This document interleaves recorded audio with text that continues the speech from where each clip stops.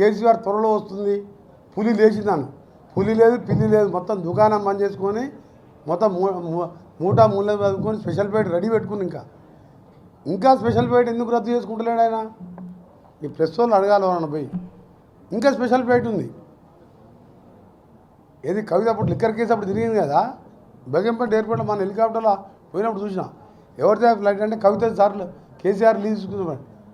మాజీ ముఖ్యమంత్రి అంటే లీజ్ క్యాన్సల్ చేస్తలేడు. ఎందుకంటే ఎప్పుడోసారి రాత్రి కూడా ట్రక్ పని లేచిపోతాను ఫ్యామిలీ ఇక దుబాయ్కి పోతే ఒకటి అరెస్ట్ చేయడు కదా.